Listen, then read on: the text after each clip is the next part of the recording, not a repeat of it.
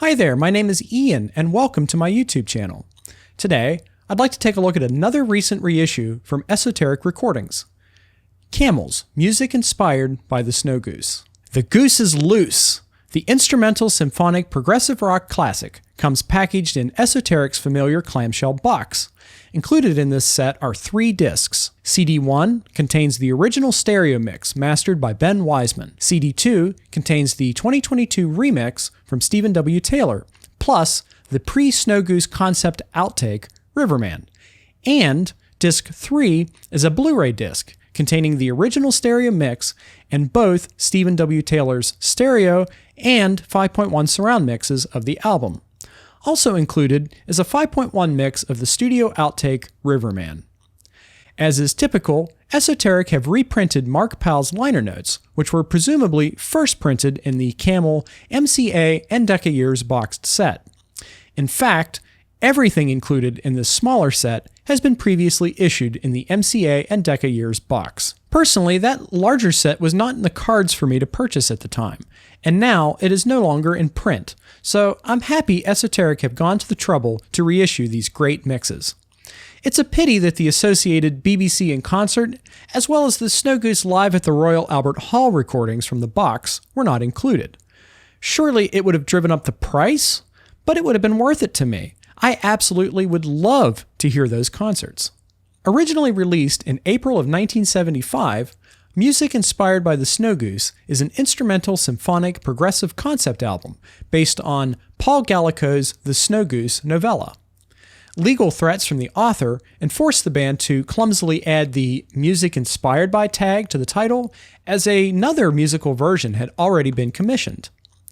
At the time of this recording, Camel's lineup had remained stable since their debut. Andrew Latimer, electric, acoustic, and slide guitars, flute, and vocals on track 8. Peter Bardens, organ, electric piano, acoustic piano, pipe organ, mini moog, and ARP Odyssey. Doug Ferguson, bass and duffel coat. And finally, Andy Ward, drums, vibes, and percussion. To complement the music, which was composed by Latimer and Bardens, the band enlisted the help of David Bedford, as well as the London Symphony Orchestra. David Hitchcock produced, with the legendary Rhett Davies engineering. Prior to settling on the Snow Goose concept, the band knocked around a couple of ideas. Their previous album, Mirage, had earned them some great success and a tour of the United States, opening for Wishbone Ash. Bassist Doug Ferguson felt that The White Rider, based on J.R.R. Tolkien's The Lord of the Rings, was a particularly successful song for the band. So, he had suggested that the band tackle yet another literary source for inspiration for their next album. Hermann Hesse's Siddhartha was Ferguson's first choice, and the band even went as far as recording one song for this concept, Riverman. But the concept was quickly abandoned when it was determined that a shorter novella would most likely serve the album format runtime. Thus, Music Inspired by the Snow Goose was born. To put it succinctly, I love this album. It strikes a nice balance between rock music and orchestral music, and it follows beautifully in the footsteps of albums like The Moody Blues and Days of Future Past before it. It's not my favorite Camel album, though that honor would have to go to the follow-up, Moon Madness, but as it stands, it has many of my all-time favorite and iconic Camel moments. So, let's talk about the new masters and mixes. Well, they aren't new, but they are new to me. The Ben Wiseman master is better than my old CD copy. It's very warm and vintage sounding, and in a way, I almost prefer it to the new mixes. That being said, Stephen W. Taylor's mix of this album makes the record sound absolutely massive. The very opening of the album, The Great Marsh, is instantly one of my all-time favorite surround sound moments. I'm not even kidding. It starts off whisper quiet with the sounds of the lake and the birds, and slowly it crescendos up into that initial melodic statement.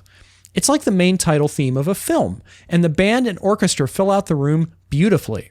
I feel like I can hear so much more detail in the strings and orchestral parts, especially in the Stephen W. Taylor mixes, than ever before. This album's structure reminds me a lot of Nude from a little later on. It's got the big set-piece tunes and these quiet little interludes in between. I think the incidental stuff works better here, though, than Nude, and this album is much more cohesive, perhaps due to Bardens' input. The first big set piece is Rhaedir and Rhaedir Goes to Town. This is simply one of Camel's finest moments, and I have used this sequence from the Old Grey Whistle Test version to introduce people to this great band. I just love how it covers so many different moods, melodic ideas, and varying feels. It's very impressive to me. This whole album is a filmic journey like that, but these tracks also set the mood very well for who Camel are as composers and musicians. We go from the Canterbury Jazz style opening, which in my opinion contains the most iconic flute melody in Camel's history, to some of the most frantic progressive ensemble playing, before finally settling into a bluesy guitar solo. It pretty much runs the gamut of everything that makes Camel great and everything the band has to offer. It's also a wonderful showcase of Andrew Latimer's musicianship, between his flute playing as well as his guitar playing. Drummer Andy Ward also shines here, knowing just when to be subtle, but also when to let loose and become properly bombastic. Among the incidental pieces on the album, Friendship sticks out to me with its oboe and flute motifs. It's a great surround sound moment too. The next big piece is the Flight of the Snow Goose / Preparation / Dunkirk sequence.